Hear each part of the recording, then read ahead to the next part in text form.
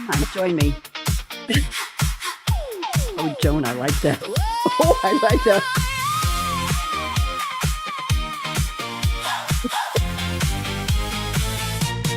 Welcome to the Creativity Show. I'm a drummer too. A live hour, let it flow. Unscripted words in a velvet ring. Velvet Ring.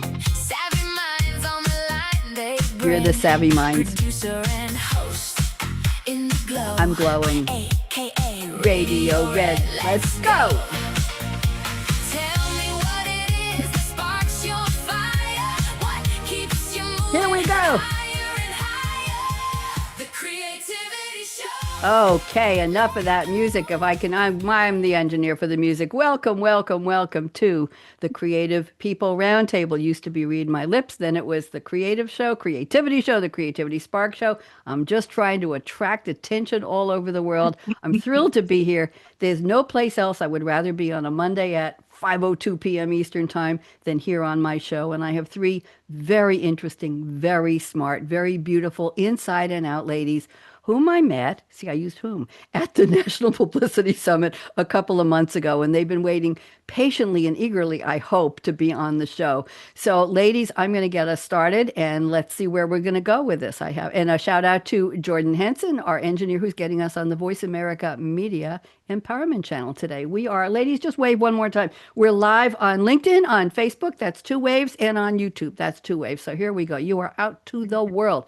It's August 10th. Where is the year going? I don't know. I think it's day 222 of the Gregorian calendar. And I don't know if you know, but we used to have the Julian calendar, and Julian had trouble with a couple of extra days to go with the tide. So if you had an October birthday a couple hundred years ago, in the first week of October, you might not have gotten to celebrate your birthday every year because he couldn't figure out how to get them. And along come Gregorian, and he said to his mother, not only am I going to be a pope, I'm going to be a creative. And this person named Radio Red's going to talk about me 1,000 years later on the show without any wires or cables. And she's going to say, wow. So he put in what we know as leap year. And all the October kids got their birthdays back. I'm an October kid. Is anybody else an early Libra? Anybody? No, I'm all. Oh, Joan, what's your birthday? September 24th. Oh, you're right on the cusp there, right? Right at the beginning. Yep, I might not be balanced, but I'm fair. We'll leave it at that. Okay, here we go. So, ladies, I'm going to start, and when I call your name, wave, do something. Here we go. At the Creative People Roundtable, unforgettable stories take flight. Host AK Radio Red and her Scarlet mic, live streaming bright. The longevity of creativity is our spotlight today. Courage, curiosity, and resilience are marking the way. Joan Rosenberg, PhD, wave hello. Sylvia Alvarez, wave hello. Ziglinda Ottmer, wave hello. Dr. Ziglinda, join us to share how creativity shaped their journeys with purpose and with care. Hear bold ideas, cool conversations, inspiration that's real, and discover what your own creativity may reveal. Now, I have a special gift for each of you, and Joan, I'm going to do yours first. So here we go, and I hope you like it. Joan grew up in St. Louis with curiosity quietly growing strong. By 9th grade, reading psychology for fun showed where she might belong. With tennis, racquetball, camp counseling, and outward bound in nature's embrace, Joan explored how challenge and personal growth could transform our human space. At the University of Missouri, counseling and teaching degrees came first, then a master's and doctorate in counseling psychology fed Joan's knowledge thirst. The Air Force called for her internship, then became a 10-year career, serving as a psychologist while helping others navigate challenge and fear. For 40 years, she's taught graduate psychology while guiding high performers to thrive, and 90 Seconds to a Life You Love helps readers' confidence come alive. When not exploring human potential, travel in Shanghai cards add delight. From Alaska toward adventures in Europe, Joan keeps new horizons in her sight. Joan, I hope you liked that. That was beautiful. Thank you so much. That's a wonderful gift. You're very welcome. And Sylvia, you're next. Born in Havana, Sylvia came to America at the age of 1. From the Bronx to warmer Tampa, a remarkable journey had begun.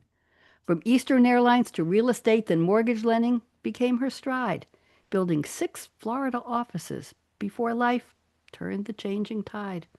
Starting over led Sylvia toward housing consulting and a powerful new role, founding HEA to help families fulfill their sustainable home ownership goal. When the housing crisis struck, her dedicated team refused to close the door, saving 14,000 families from foreclosure while helping many more. Wow. Mhm. National housing leadership and HUD service amplified her advocacy and her voice, while two books transformed lived experience into courage, hope, and choice. Through It's Hard to Kill a Bougainvillea, I hope I said that right, her mother's remarkable journey lives on. Sylvia proves that creativity and resilience can help new possibilities dawn. Sylvia, I hope you like that. Beautiful. Thank you so much. You're very welcome. And Ziglinda, you're next. Oh, Born in, are you ready? She's laughing already. I haven't even started. Okay, here we go. Born in amazing East. what you're doing. It's amazing. Totally amazing. In Okay. verse. Okay, hold on. I got to do yours now. Don't say anything yet. Born in Eastern Germany in 41, Ziglinda's journey began.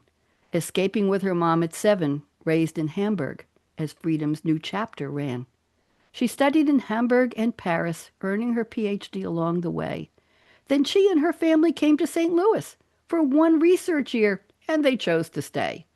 Through academia and psychiatric research, sleep labs became part of her domain, while clinical interviewing textbooks shared decades of knowledge in her brain. Then children's fables brought 7 family pets on a worldwide entertainment tour. Through COVID's toughest times, Ziglinda's playful imagination did endure. At 80, just losing her husband of 55 years, Ziglinda asked herself, what now? And rediscovered her curious younger self. Her book, Joyous Longevity, shows us how. Now she walks, makes music, travels, grows veggies among HOA approved greenery. Yes, creativity has no expiration date, with 9 books and luscious pollinator scenery. Ziglinda, welcome. Oh, brilliant. Well, My thank you very much. I'm not done. I'm not done. So gather around where the cool kids and the cool vibes sway as we map creativity today. akaRadioRed's energy is lighting the way. We hope to inspire you to live large, love life, and play. So, ladies, how'd I do? What do you think? Phenomenal. Just phenomenal. I'm glad. Beautiful. I'm glad. This is why I ask you for an origin story instead of your usual media bio. This is why I don't think anybody else asks you for that many No, they details. don't. And there's a reason because I want to give it back to you in a gift. I don't call these poems, I just call them rhyming introductions. And that's all I call them. And it's just my way of honoring who you are and how you came to this place in your life and how you came to meet me and why I was interested in having you on the show. Show's over. We're done. I'm ready to cry. No, it's so fine. We have more to go. Okay, so let's go. What I'd like to do now is go around the table and have you each speak for about 3 minutes. Remember, I'm not clocking you, but if you see me do this, it means just start to wrap up and wind down and say, oh, my time is up. This isn't a comedy stage. I did blue light comedy. Believe me, I know. Not Blue District. Blue light. It's the light comes on and you say, my time's up. Okay. So, Dr. Joan Rosenberg, so happy to meet you. I'm putting you on speaker view. I have a choice for you. If you have your book handy and you'd like to tell us about it, that's fine. Or if you just like to tell us a little more to connect the dots of your life. So welcome, Joan. I'm putting you on speaker view right now. And why don't you tell us a little more? Go ahead. Okay, I will. I do have the book nearby. It's called 90 Seconds to a Life You Love.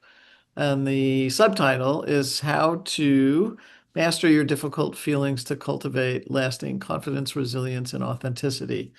And the book came about, and again, what isn't in your beautiful poem is how I started. And I started from a very shy, sensitive place, feeling like I didn't belong and didn't fit in, like many people do. And what I was searching for, as it turns out, as a young child, is the confidence I saw in other peers. But the question for me was, how does somebody develop confidence? There didn't seem to be much out there. And that put me on a journey to try to answer that question as I grew up, aged, got into psychology, and so my wound of not fitting in turned into something else much later in life. Were there any landmarks along the way you could share with us that helped you get to that point? Uh, well, I mean, certainly I feel like I lucked into a program. So you referenced a counseling psychology degree in my master's and actually the bachelor's. It was an experimental program, and that really made the shift for me. And it was an interesting situation because I was an undergraduate student sitting with master's and doctoral students in their coursework, but it was all going to just relate to my bachelor's degree. And that, but so I started in that program as an undergraduate, and then I never left. So that was probably the real big turning point. Thank you. I meant touch points, not landmarks, but I think that you know what I meant. Very, very interesting. Sometimes we find ourselves a fish out of water, don't we, Joan, where we're venturing into something where we really maybe don't belong or shouldn't be trying, and people say, "Sure, come on in, the door's open," and we find there's something magical there, something wonderful that opens up our lives, right? That absolutely happened for me. Yeah, Surprises. Very, yeah, very nice. yeah. Thank you for sharing that. Sylvia, I'm putting you on speaker view. Why don't you tell us a little more? If you have your book handy, you're Yes, welcome I to do do. that. Why don't you tell us a little bit about that? And go ahead. I'm putting you on. You're on right now. Welcome. Thank you so much. I wrote the book, It's Hard to Kill a Bougainvillea From Slavery to the American Dream. And it's a memoir about my mom's life. And I knew about her life all my life, but no one ever spoke about it. And it was at her memorial service that I finally decided people need to know about who she was before they knew her here in this country. And people were gasping when I told the story. She was 4 years old living in Havana, Cuba. Her mother committed a horrific suicide as she watched. Her father goes into a deep depression and abandons her and her little sister to a neighbor that owned a rooming house. And a rooming house is no place for a little girl. So there were many times that she had to go hungry, and she devised a plan. She found a tin can, rinsed it out, and had her little sister she brought her in as her partner in crime. There was a little dog next door who was back then they didn't have dog food. You know, people would just give them scraps.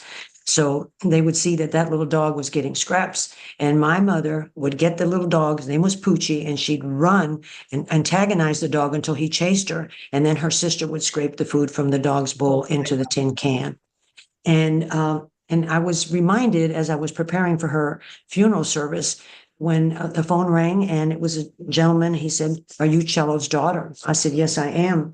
He says, "I heard she passed away and I wanted to call and give you my condolences. And I'm alive today and got to know my family because of her."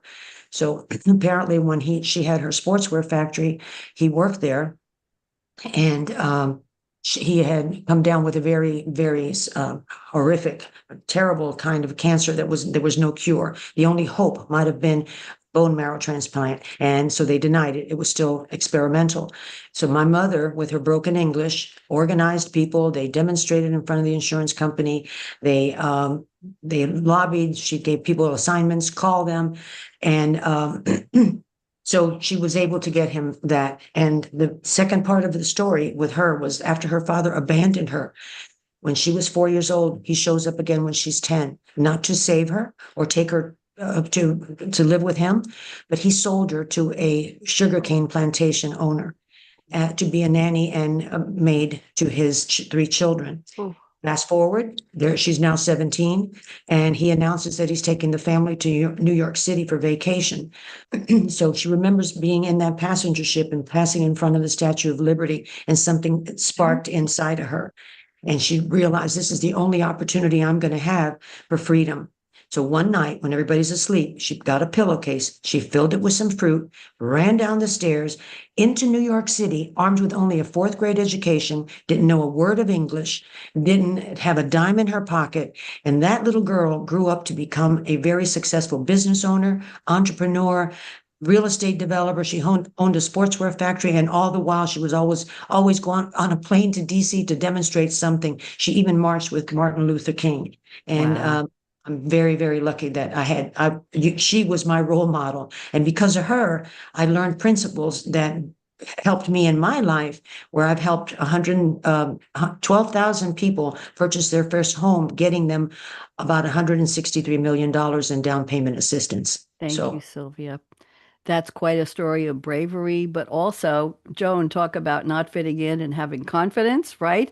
Here's a little yeah, girl, a woman, a teenager who had the confidence to say, I need something better. I'm gonna yeah, go, I'm gonna go risk everything to grab yeah, it. Thank you, Sylvia. That's quite a legacy of I your know. mom. And I Yeah, know in her somewhere she's proud of you for writing the book and for doing what you do. Thank you for thank telling you. us. I appreciate that. And now let's go. And I didn't cry, but I was sure tempted. Okay. I know everybody hears that. They go, The oh my book will make goodness. you cry. I bet it will. Thank you. I'm crying this coming weekend, not during the week. I have too much work to do. Ziglinda, we almost didn't get you on the show because I think you broke your knee and you were in recuperation and recovery and you changed Oh, your man. original date. And then you got back to me, you said, I'm ready, book me. And I said, I think you'd like to meet again with Sylvia and Joan. So here you are. Ziglinda, I'm putting you on speaker view. You can show us your book or just give us about 3 minutes more about who you are. Go ahead and welcome. Well, Sylvia, you're a very hard act to follow. Well, this is my book. My book is all about joy, and you mentioned the broken kneecap. So, folks, watch where you are walking. I stumbled over my neighbor's dog steak. Spent 15 days in the hospital, but I'm on the Oh my mend, and God. I'm so happy to be here. Because, see, my book is all about joy. It's about joyous longevity, has a subtitle, The A to Z Field Guide. And my story, ladies, is that one morning I woke up and I was 80. Can you imagine 80? I was not in a celebration mood. And to boot, my husband of 55 years had just died and my kids lived far away. So so I asked myself, what now? Then COVID hit and I went gray, totally Me too. gray. Yes. Yes. And I I was wondering what to do now. Shall I submit to doom and tragedy and sadness? So I remembered the young woman I once was at 19, traveling Europe, walking everywhere, being free and enjoying to learn new cultures, dances with gusto. I wanted her back. So I sat down and did the research and came up with 26 chapters in a book, Joy's Longevity, which is the shortest book on longevity you'll ever read. And this little book got the 2025 New York City Big Book Award, distinguished favorite for health and fitness. And it ran on Times Square on this billboard thing that they have. They had my book up there. So yeah,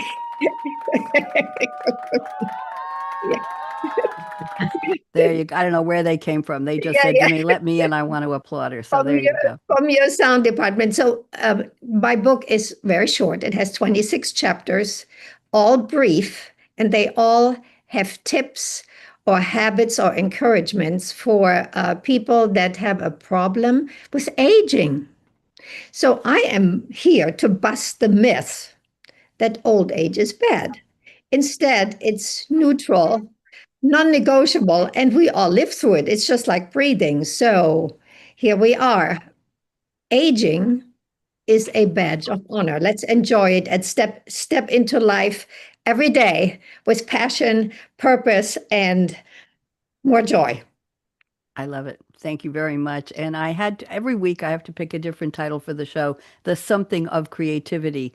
And I picked the longevity of creativity Oh, in honor of your book, Ziglinda. I had thank you. many choices, ladies, but I thought I haven't used that word yet on my show, and I've done hundreds of these. So that's the one I picked. As soon as I said the title in the beginning, Ziglinda went, yeah, I know you're talking about me. Yes. Ladies, wonderful introductions. What I'd like to do now is I've asked each of you to please send me a fictional quote from a character in a movie or a TV show or a song lyric. And I've done a little research on those quotes, and I'm going to read your quote, Joan. We'll start with you. And I'd like you to tell me what this has to do with your creativity. So let me just read your quote, and you have a quote from Rafiki, voiced by, I believe he's passed away, Robert Guillaume. This was from Disney's The Lion King, 1994 classic coming of age story film. He voiced the wise old mandrill Rafiki, bringing the shamanistic character to life with his own distinctive voice, which he developed using different accents, including a Jamaican one, to create a unique sound for Rafiki. Now, how is that for creativity? And what's interesting, Joan, I'm not sure if you're aware of this, is that The Lion King was conceived during conversations with Disney executives, and several writers submitted treatments.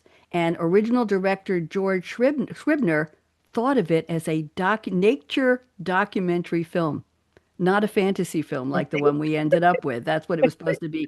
Somebody named Roger Allers joined as co-director, and he was part of the animated Disney film story department. So you can see the creative development. The plots, many inspirations include William Shakespeare's Hamlet. Interesting. So here is the quote Joan selected, and this is very well known, and a lot of people use this on my shows, Joan. So it's very popular. Oh, yes, the past can hurt, but the way I see it, you either run from it or learn from it. That was not my Rafiki voice. I don't know how to do that. Joan, I'm putting you back on speaker view. Rescue me, please. Tell us, what does this have to do with your creativity? Go. Well, out of pain, out of feeling, I'll say it that way. It's probably the best way to say it. Out of pain came my own creativity. It put me on a lifelong search. I also had another question that I was dealing with that related to pain, and that was, as I got into my professional life as a psychologist, the question was, what made it so difficult for people to deal with unpleasant feelings? So again, out of pain, I was prompted to notice and to stay aware in all the engagements that I had with people that I was consulting with, and found that there were clear steps then to confidence. And that's what it was over really a period of roughly 25 years that I was engaged in, and not only coming out of my own pain, but also then dealing with everybody else's pain, and creativity emerged certainly out of that. Thank you. I don't think I've heard it stated quite that way or quite that beautifully. Thank you, Joan. Of course. I do this show, I think 48 or 50 times a year, times 3 guests. That's about 150 guests. And I think that was unique the way you said that. So thank you very much. I appreciate that. Let's go to Sylvia. Sylvia has picked a quote from Scarlett O'Hara, played by Vivian Lee. Gone with the Wind, of course, the 1939 epic historical romance film adapted from Margaret Mitchell's 1936 novel. Adjusted for inflation, Sylvia, it remains the highest grossing film in history. It's regarded as one of the greatest films of all time, but there were a lot of problems with it.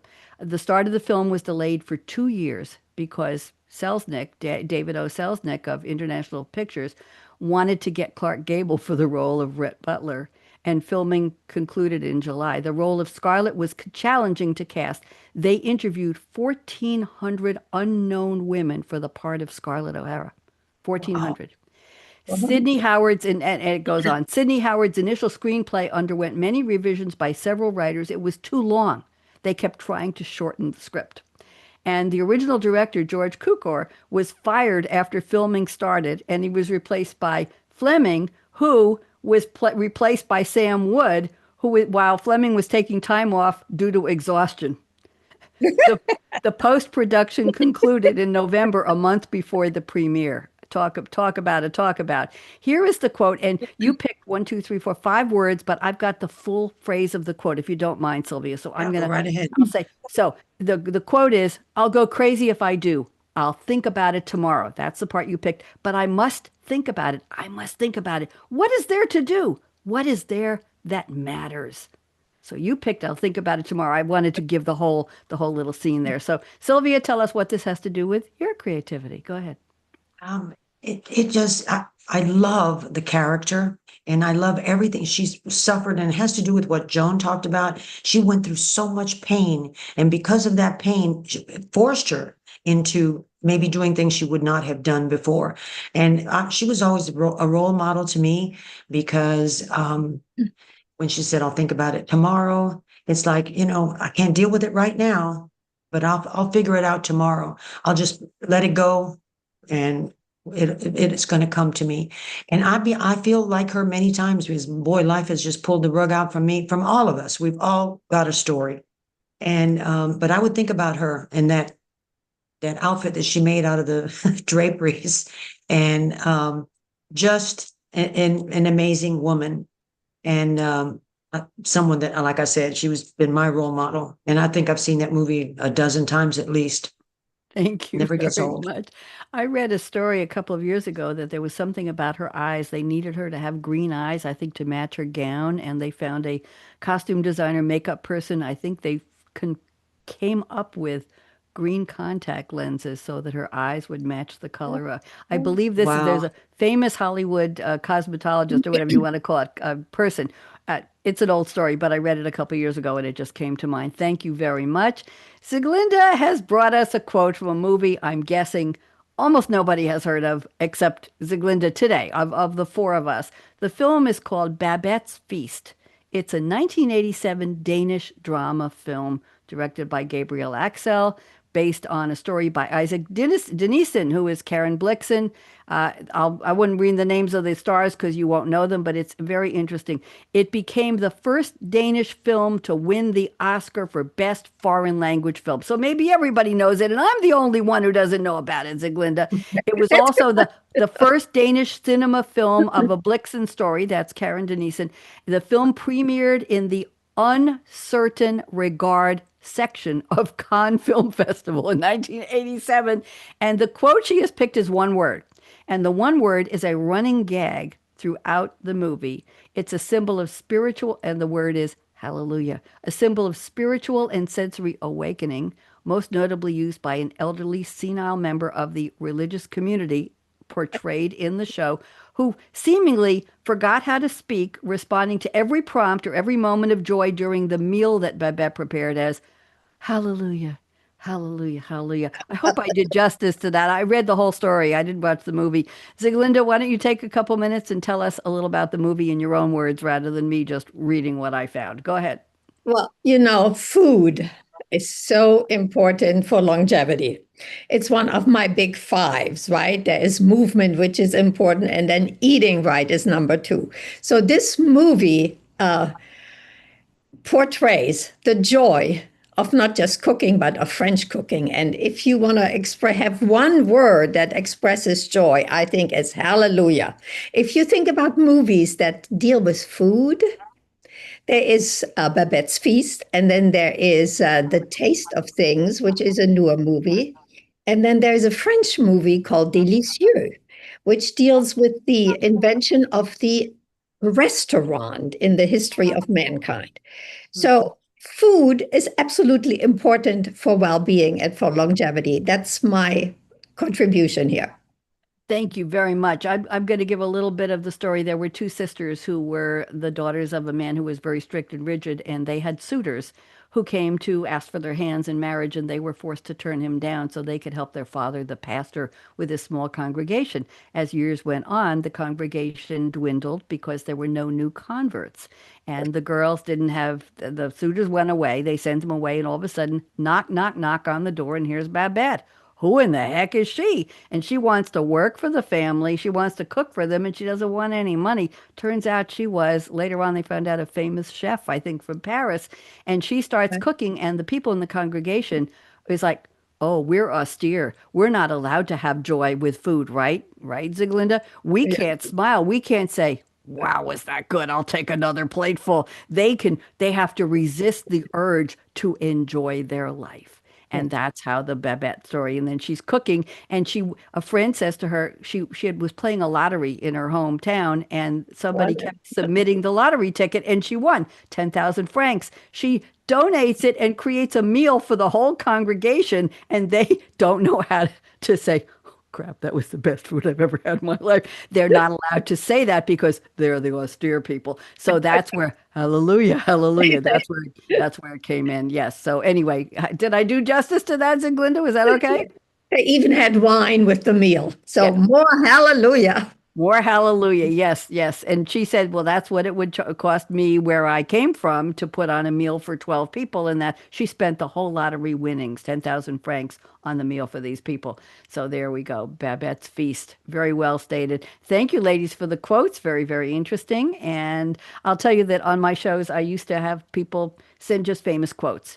If I can tell you how many times, let's see, we had Maya Angelou, we had Churchill, we had Walt Disney, we had Henry Ford, we had JFK. And after a while, I knew all the quotes by heart because the same quotes over and over and over again. This was a couple of years ago. And I finally said, let's stop that nonsense. Pick something, a movie, a song, a TV show, a fictional somebody in something that's all made up. And all of a sudden it got to be more fun for me and I think for the guests as well. But I do have some people say to me, "Oh, I'm too busy. I'm working too hard. I don't watch movies. I don't watch TV, and I certainly don't listen to music." So I have a list of 100 quotes I've collected, Joan, and I send them a list. I say, pick one. Pick one.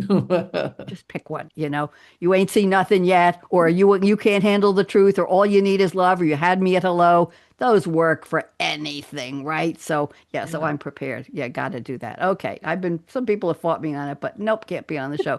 So let's go to our creativity roundtable here. This is why it's a real creative people roundtable. So I'm going to pick one of your creativity statements. We've got a lot of time. We are way ahead of time. I don't know how we've only taken up 32 minutes, but we have plenty of time here. So ladies, settle in.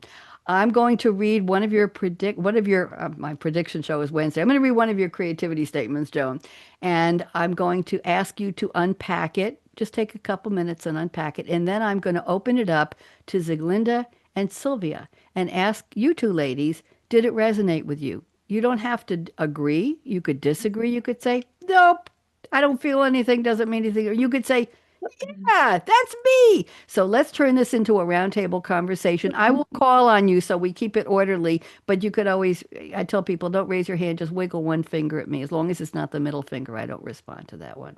Lady has to be a lady. Okay, so Joan, I'm going off script here. Joan, your number 3 is what I want to focus on to start with because we're talking about the creative writing process. All 3 of you are writers, so let's talk about how this happens. So Joan says, writing for me is translating the insights into practical information for other people to use. When the insights come, I write. Often, I capture them first on scraps of paper, handwritten, then I move them to typing computer documents. How and where I gather this is one of my challenges. They're in notebooks, journals, electronic files. As I locate my musings on paper, I'm doing my best to centrally locate them in digital Word documents. I tend to write in the morning or evening, sometimes late at night, at my desk in my office. I write in the quiet, very rarely with music playing. That's a lot, Joan, and I'm sorry I put it all together, but it was fascinating to me. So let's start with you talking about these scraps of paper. What kinds of ideas come to you? Why do you write in the morning or the evening? And just give us more, and then we'll see what Sylvia and Ziglin have to say. Go Well, ahead. I happen to have it's just like show and tell, because if I open up my book, I can even show you napkins that I've written. Yeah, yeah. I love it. And here's another one, right? So I can, if I even go through my book, I can show you where I've just added more and more I love it. things to this. You're another first. Nobody's ever shown me a book with that kind of inserts before. Nobody ever on my show. Wow. Okay. So when things come, part of it is actually what ended up happening is I started to teach, and I've been teaching graduate school alongside the entire time I've been a psychologist, seeing and consulting with individuals or groups or corporate. And what I would have to do, what I learned to do, there were 2 things. One is I learned that early on in my career that one of the things that was important to do was to help a student learn how I thought. But what that taught me to do was to listen to what I was saying. And sometimes things would come to me, and the thing I could just first grab was whatever was nearest. And whether it was as you saw, the napkin, notebook paper, whatever it was, I was capturing what it was that I could remember that I said, or I would take pictures of what I was putting on the whiteboard. But I have not translated all that material yet digitally. And as a consequence, that's my big challenge is really trying to make that happen, is to bring it all together so that I can draw from all of it to write more. I love it. And I have a quote from a famous musician about that. I won't read right now because I want to go around the table, but I used to joke that I've been divorced many years, and I used to joke that my memories are on little cocktail napkins from bars where I met men who gave me their phone numbers. And matchbook covers too. Oh, that goes way back, kids. Don't worry about it. That was long ago. Now it's all, never mind. It's all on the phone. Okay, Sylvia, any of this resonate with you about putting notes somewhere and capturing them? Absolutely. Talk to us. Tell us Abs- more. Tell us. Absolutely. I've done the same thing. And I'm like you. You're more organized than me because I have stuff everywhere. And it just depends if you hear something or you say something and it's profound. I grab whatever I can to make sure I write it down. Ziglinda, how about you? Oh, I agree totally, Joan and Sylvia. What I do, I get ideas when I walk because I feel like ideas sit in the universe and then they come to me. So on my walks, I take a pad of paper and a pencil, and whenever something comes, I write it down. And when I do, then I'm free to receive another one. And when I get home, you know, if they sit on the pad, they are not worth anything. So I try to get in the computer the same day for my chapters, wherever it fits. And it may not fit in the present thing that I'm working on, but totally same process. Except Yeah. late at night, I sleep. I don't do late night. I do early morning, but at night I just sleep.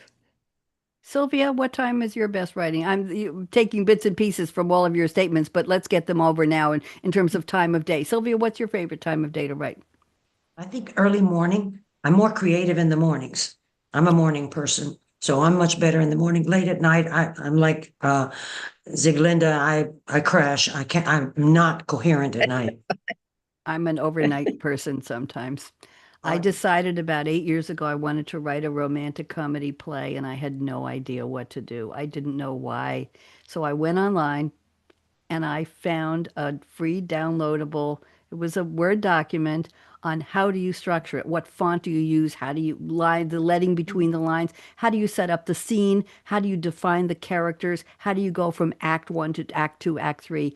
And I just took the document and I put it on my Mac, and about 2 days later I started writing, and I wrote from 1 to 4 in the morning for 3 nights. I had a full-time job, Wonderful. and the play was done. It was done. wow. And the characters spoke to me. They told me who they were, where they'd met, what they looked like, what they sounded like, what they liked to eat, what their history was, what their jobs were, what their preferences were, everything. I was a channel. Sylvia, I just sat here and it just came to That's me. happened to me. It, That's happened to me. I don't know where it comes from. I That don't happened to either. me with a poem, a song. I Yep, don't we're know going to where it get to your came poem. from. Don't talk about your poems yet because I got that teed up. Okay, But okay, yes, I got something special for you. But what I wanted okay. to tell you was I was producing and hosting a couple of TV shows on Long Island cable TV. So I went to my friends in community theater and I said to them, would you act out my play? Can we make a recording? And they said, listen, we're involved. They're all full-time working in something on Long Island. I said, I won't ask you to memorize. I'll put up there were three actors. I'll put teleprompters in front of you where nobody, you're going to sit in an empty studio with a green Oh, curtain. It took place starting in a cab in front of Penn Station, and they were meeting from a dating site where they had a bunch of numbers. It was like, are you XWY.93AO? Whoops. Yes, are you? And they had to wear Groucho masks, so I bought the mask. I bought the eyeglasses and the big noses and all of that with the mustache. how And fun. we did a green screen. We did a green screen background of the noises of New York City. I had a digital version of a cab with the door open and then the door closed. It was as though they were really in the cab, and they did the play. We recorded, I became director and coach and everything. I'd never done anything like that before. And I had a couple of extra actors, so we did two versions. I'll send you all a link. It's on my Vimeo Oh, I channel. And would then love to see that. we had to edit it down to 26 minutes to run in my time slot, which was a 30-minute time slot. You got to leave room for a couple of PSAs in there. So I'll send it to you. But it was just, I did two more shows like that, but it was just Wow.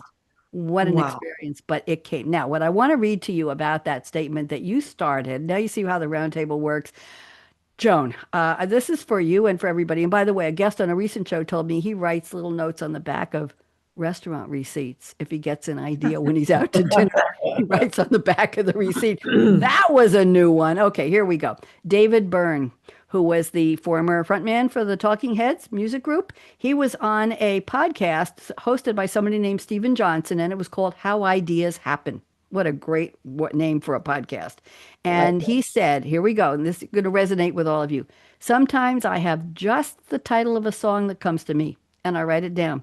And I go to myself, expand on that. I think there's something there. And I have in my computer a whole lot of musical ideas, maybe just a melody, a nonsense word melody, waiting for words. But usually I need something to start with. It's hard to start with nothing. I see Sylvia saying, I'll accumulate these very little beginnings. When I come back, I've got something to build on. And here's what he adds. Our minds fizz with fragments of ideas, puzzles to ponder, clues on how to fix a problem. Most of us undervalue that chatter. Writers and artists systematically capture these little beginnings. And then he says he goes back a while later and he says, what can I do with this? Why did I write this down? What do you think? Any reactions to that, ladies? Yeah, little beginnings. That's exactly it. Isn't that a lovely way to put it? A Sylvia, you little- want to say something, Sylvia? Yeah, I can tell you that I've never written a poem in my life. And I'm going to get to that. That's my okay. next teed up. I know you want to talk Okay. about that. Joan, anything you want to say about the little beginnings? I would agree. Part of it is learning to listen really closely. Not again, I said earlier to what I was saying, but I would agree that it's also learning to listen to the little beginnings of something else that's there, but isn't it hasn't Blossomed. Yeah, it hasn't marginated. Right. Oh, marginated. Definitely. Sylvia, I am going to read your creativity statement number 2. I have keyed this up because I like it so much. You say, I recently started to create poems and songs. I know not where they come from. They are beautiful. I've never written a poem. I happened to stop at the library one day when I noticed they were having a writer's meeting. So I sat in. The instructor gave us the assignment to write a poem in 10 minutes using statements like, I am the sunlight on a Saturday morning. I am the waves crashing on the beach, etc. So I wrote an amazing poem, then I put it to music. Then I wrote 2 more and put them to music. And then she said, Radio Red, they came from someplace else. I've never written a poem.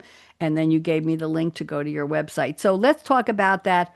Where does this come from? And how do you work with a prompt? I belong to an online poetry group, and we get a prompt every Wednesday. And I write 1 to 3 poems every Wednesday and every day of the month in April and November. So I've written about 800 poems based on the prompt that they give us. I'll send you all the link if you want it. It's a free site. So Sylvia, I'm putting you on speaker view. Why don't you tell us about how this feels? These poems, what kind of poems are they? Tell us a little They're more. beautiful. They're actually, I'm making a soundtrack for the book because I'm now working on a screenplay. I'm writing 8 episodes of It's Hard to Kill a Bougainvillea. And just like everything, Cuban music is so important. It's like breathing to us. And I thought I really would love to have a beautiful song. So I created, now it's not only a song, it's a music video. And I had my first book signing last week, and they normally don't even show videos, but they showed this video twice because the people loved it so much. And it's it's on my website. You can see it there. And now I've written 3 more songs. I'm working on making the second one into also a music video. And that one's going to be called The Little Girl Beneath the Stairs, which is, an homage to my mom. How lovely. How does it feel when you write a poem and you read it back and you say, Oh. how does that feel? It's just like it's a breath, Yeah. like you're just being filled with this beautiful, joyous breath of air or something. And it's really funny because my husband is a musician. He's written songs, forever. And he was really upset that I went to the library and came back with a poem that I turned into a song. So he was not real happy with me. Why, he should have been very proud of you because you were entering his universe. I Yes? know, right, right. You'll have to get. We'll have to. Joan will tell him. And Ziegler, they'll tell. We'll beat him up a little bit for you. That's Okay, yeah, we'll do it good. with love. We'll do it Little very couples nicely. work. Yeah. So let's Okay. talk to Ziglinda. Do you resonate with anything that she said about finding a new skill, a new talent, and just saying, "Wow, I did something new and fresh creatively"? What do you think? Well, I'm working on a new book. Okay. And continuation of more joy. So that's my creative outlet. Poems is amazing. I need to try that. I've never tried it. So I'm learning from you ladies. You are just so amazing. All of you, amazing. I'm just trying to say with nonfiction and try to make sense out of my own life for my readers. So, I mean, unbelievably creative people I'm with here. Well, so are you, Joan. What do you think? Anything resonate with you? What Sylvia shared? Yes, there are certain times that things to what you're describing kind of pour through me, and so it's again capturing that. I've not put anything to music yet, but when I changed up, I used to write poetry when I was a child and a late adolescent, but I got away from it and I started in probably about 5 or 10 years ago, writing more in kind of open sentence form, but each phrase would go onto a line, and Mm-hmm. it really changed up how I wrote poetry, and but I found it much more expressive. And when I write, I have my favorite formats. And I learned from joining this poetry group, there are something like 125 different formats. There are nonettes, and there are sonnets, and there are narrative poems, and I use something called a disappearing nine very often. I like the structure. A disappearing nine has 9 syllables on the first line, and then 8 on the Okay. second, and it ends up Mm. with one. And I usually have a wow word is the last one. And that word could be the prompt word Hallelujah. that came from the, no, it could be, but it could, no, that's hallelujah. That's 4 syllables. You have to divide that. Hallelujah. Yeah. Halle, Okay. halle, You halle, end up with a halle. yeah. Yeah. Okay. But I find that I sometimes use that prompt word as the very last word from the moderator. I also like acrostics. I love acrostics and I love alliteration acrostics, where let's say the theme, and I'm going to read one to you in a little while. I'm going to dedicate to you when we're almost done here. I like to take the letters of a word. The prompt might be, let's say, summer, it's summer, ITSSUMMER, and then I give a word that starts with each of those letters. And when I post it on the site, I highlight or I bold that letter.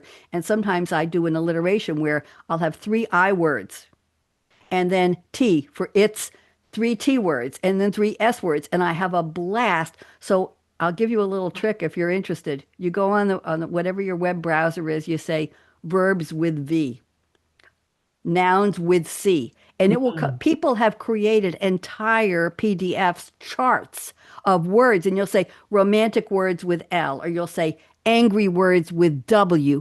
And you'll find these charts in PDF. You double click on them and say, oh Wow. my God, there's 25 W words in there. And it's like going shopping.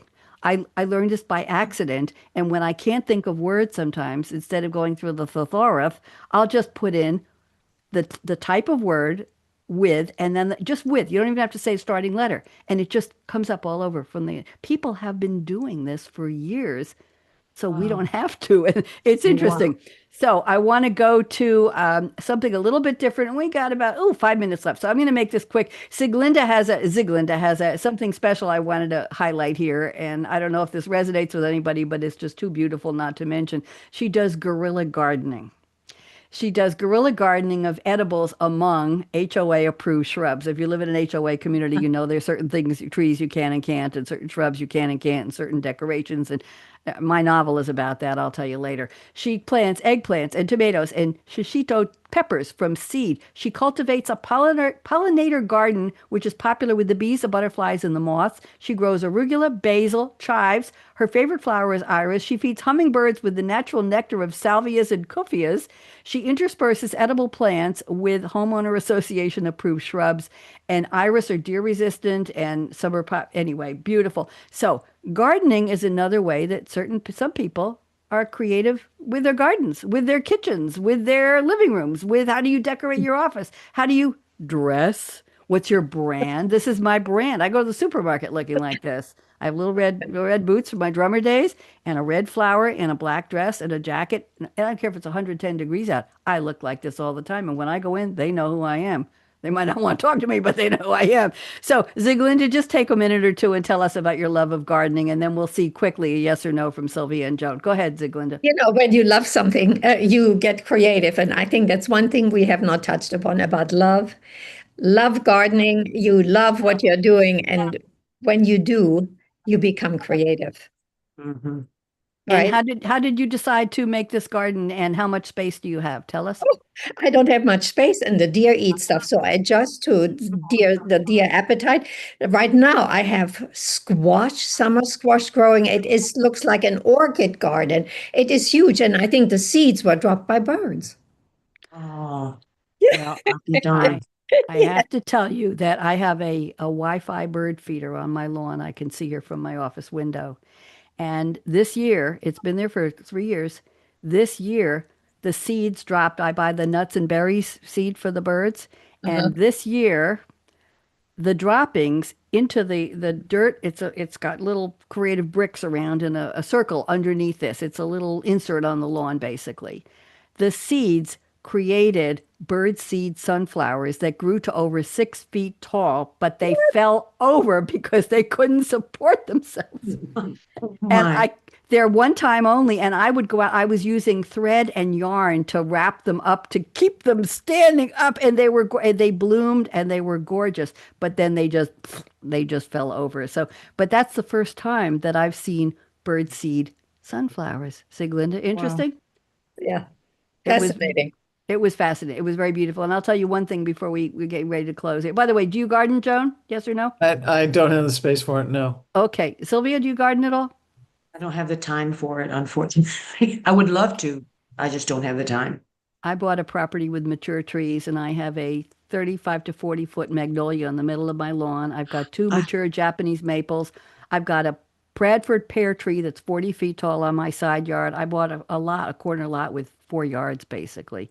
You don't oh. even want to know. And I'm a city girl, so what can I tell you? Okay. So, no, I lived in Durham and I lived in New Haven and I've lived all over the country. Okay. So, what did I want to do now? I want to read you some quotes, some interesting quotes. And ladies, if you can, stick around afterwards and we'll talk. We got about 3.5 minutes left. So, quick quote from Lucy Maud Montgomery, who wrote Anne of Green Gables. Chapter 19, I love the title of this. Talk about alliterations. A concert, a catastrophe, and a confession. Is that a good title or what for a chapter? A concert, a catastrophe, and a confession. And she says, something, this is for you ladies, something just flashes into your mind, so exciting, and you must out with it. If you stop to think it over, you spoil it all. Isn't that a fun quote? Okay, now one more I'll give you from Rapunzel. This was Tangled, a 2010 3D computer animated musical adventure fantasy comedy film starring the voice of Mandy Moore. And she says, venture outside your comfort zone. The rewards are worth it. Okay. And now I'm going to dedicate a poem to the three of you. I wrote this on July 24th, 2024, almost 2 years ago. And the prompt that day from the moderator was night shift. Write a poem about night shift. So I wrote an acrostic, NIGHTSHIFT, and I'll nod when I get to each letter. Okay. This is dedicated to the three of you. Never quite really at rest. It's the life of a creative. Going, gripping, gyrating, growling, groaning, growing, highs and lows, flowing on a mental Mobius strip. The days are the nights are the days again, shifting off and on, into and out of gear, hoping for unique brilliance even once. It's a calling, command, curse, roller coaster. Finding eureka, euphoria amid frustration, fears. Thus is the life of the creative. Ladies, I hope you enjoyed Wow. that. Beautiful. And I have one more for you. This is this is the prompt was write a blank like blank poem. So you fill in the first blank and you fill in the second. Well, I went with blank like blank. And here's an acrylic, and I call this Silly Like Me. Believe in love always. Never kiss a leprechaun in a kayak. Every boat's like a nervous kangaroo. Okay. That's a straight acrostic where each word is BLANKLIKE. Yeah, okay, you got it. Okay, we have just about a minute left. Let's close out. Ladies, stick around. So in 2010, I closed my show with the top 10 tips for women. I even read this when I have male guests on, and they love it. This was a quote that is 10 years before its coming of time and before the movie. The statement was, aspire to be Barbie, the biatch has everything. And the movie hadn't been made for 10 years. There Wow. we go. Okay. It wasn't made until 10 years later. And here's the final closing, ladies. Life is short. Break the rules. Forgive quickly. I'm still working on that, Joan and Ziglinda. Maybe I need some lessons from a therapist. Kiss slowly. That one I know. Love truly. Laugh uncontrollably. Ladies, laugh with me. One, two, three. Don't hurt yourself. I don't have laugh insurance. And never regret anything that made you smile. Final words. Work like you don't need the money. Dance like no one's watching. Sing like nobody's listening. I didn't sing today. And love like you've never been hurt. We all have. Let your heart regroup, regrow, regenerate. Learn to love again. Right. Money talks. Chocolate sings. La. There, I had to get that out. And thank you. Last but not least, I stole this line from somebody years ago. Thank you for turning me on. Let me find my outro music here before we go. And here we go. Creativity Dance with me. alive hour, let it flow. Oh, Joan, you're really going. Unscripted I love words it. in a velvet ring. Savvy minds on the line they bring. Producer and host in the glow. In the glow. AKA Radio. Radio Red. Let's go. Tell me what it is that Sparks your fire. What keeps you moving Higher and high. Wave goodbye. Here we go.